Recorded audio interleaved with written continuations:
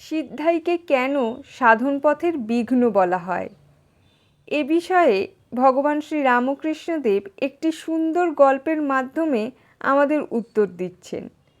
শ্রী শ্রী ঠাকুর বলছেন, এক ব্যক্তির মনে হঠাৎ বৈরাগ্যভাব উদয় হতে আত্মীয় ভাইদের নিকট বলল, সংসার আমার ভালো লাগছে না, এখনই আমি কোনো নির্জন স্থানে গিয়ে ঈশ্বর আরাধনা করব।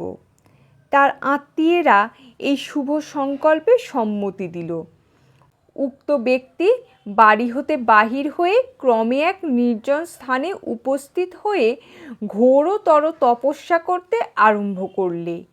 ক্রমান্বয়ে 12 বৎসর কাল তপস্যা করে ও কিছু কিছু সিদ্ধাই লাভ করে পুনরায় বাড়িতে ফিরল।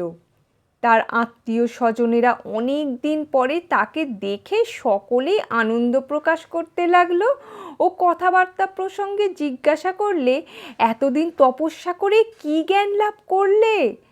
তখন সেই ব্যক্তি ঈষৎ হাস্য করে সম্মুখে একটি হাতি চলে যাচ্ছে দেখে হাতির নিকট গিয়ে তার গা 3 বার স্পর্শ করে যেমন বললে, হাতি তুই মরে যা, অমনি হাতিটা তার স্পর্শে মৃতবৎ হয়ে গেল।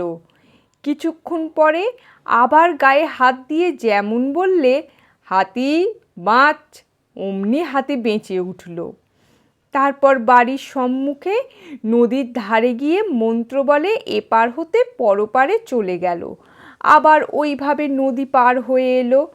তার ভাইয়েরা এই সব দেখে খুব আশ্চর্য হলো বটে, কিন্তু তপস্বী ভাইকে বলতে লাগলো, ভাই এতদিন কেবল বৃথা তপস্যা করেছ, হাতি মরল ও বাঁচল, তাতে তোমার কি লাভ হলো? আর তুমি 12 বছর ধরে কঠোর তপস্যা করে নদী পারাপার করতে শিখেছ, আমরা 1 পয়সা খরচ করে থাকি, অতএব তুমি কেবল বৃথা সময় নষ্ট করেছ। ভাইদের নিকট এইরূপ শ্লেষপূর্ণ কথা শুনে তার যথার্থই হুঁশ হলো ও সে বলতে লাগলো, যথার্থই আমার নিজের কি হলো? এই বলে তৎক্ষণাৎ ভগবানের দর্শন লাভের জন্য পুনরায় ঘোরতর তপস্যা করতে চলে গেল।